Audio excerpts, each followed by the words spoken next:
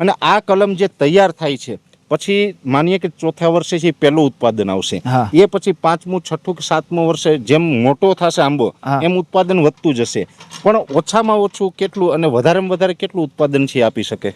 ધારો કે 5 વર્ષનો આંબો છે તો 5 વર્ષમાં 3 થી 4 મણ કેરી પહેલા વર્ષે આરામથી ઉત્પાદન આપે એક ઝાડ. પછી ધારો કે એ 10 વર્ષે પહોંચ્યો તો એ 12-14 મણની સરેરાશમાં રહે. પછી જેમ જેમ ઝાડ મોટું થતું જાય એમ 1.5-2 મણ વધતું જાય. બીજું મારે એ જાણવું છે કે આમ તો વીઘા બધામાં અલગ છે. આપણે 16 ગુઠ્ઠા વીઘો, 16 ગુઠ્ઠા, અમુક જગ્યાએ 24 ગુઠ્ઠા વીઘો હોય છે, પણ એકર બધાને 40 ગુઠ્ઠાનું હોય છે.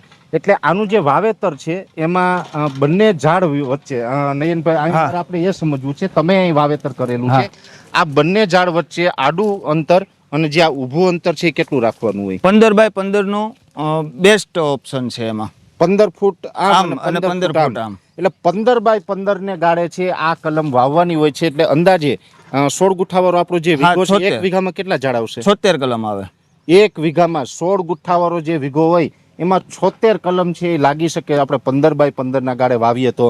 અને અત્યારે આ જે 5 વર્ષના નયનભાઈના આપણે ફાર્મ ઉપર આવ્યા છે, 5 વર્ષના આંબા છે, આની અંદર પણ જે ફ્લાવરિંગ છે એ ખૂબ સારું છે, આપણે જોઈ શકતા હશે.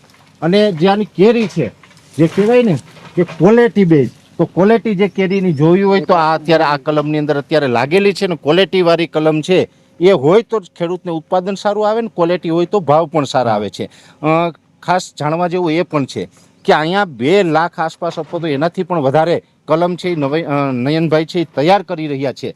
તો આ આંબાની વાત થઈ, આ સાથે તો અનેક પ્રકારની જે કલમ છે, દાખલા તરીકે દાડમ હોય, ચીકુ હોય, જામફળ છે, સીતાફળ છે, અથવા તો સફરજનની પણ કલમ મેં જોઈ છે કે એ પણ આ લોકોના ફાર્મમાં છે. અને સાથે સાથે જે શાકભાજી એટલે કે રીંગણા છે, મરચી, ટમેટી વગેરે જે શાકભાજીના રોપ હોય છે એ પણ અહીં મળે છે. આપણે હમણાં એ પણ જોવું છે, અહીંયા આખું નેટ હાઉસ પણ ઊભું કરવામાં આવ્યું છે અને નેટ હાઉસની અંદર ટોટલી જે આ શાકભાજી છે એને પણ એક સિસ્ટમથી તૈયાર કરવામાં આવે છે. ઘણી વખત તૈયાર તો આપણે ખેડૂત જાતે ઘણી વખત આપણા ખેતરમાં કરતા હોય છે, પણ જો એની અંદર તાપમાન છે મેન્ટેન કરવાનું હોય, એ મેન્ટેન ન કરીએ તો એ છોડ છે એ નબળો રહી જતો હોય છે. જ્યારે એને ટેમ્પરેચર મેન્ટેન કરવાની પણ તમામ સુવિધા છે એ વૃંદાવન નર્સરીની અંદર ઉપલબ્ધ છે. અને અહીંયા આપણે અલગ અલગ પ્રકારની જે કલમો છે આપણા ખેતરમાં આપણે લગાવી અને એક સારો એવો બગીચો બનાવી શકાય છે. કલમ જે આપણે અત્યારે અહીંયા જે આવનારા વર્ષમાં તૈયાર થઈ રહી છે, પણ આપણે ગયા વર્ષે જે તૈયાર થઈ હતી એ કલમ પણ ખાસ કરીને જોવી છે કે એ કલમ કેવી છે.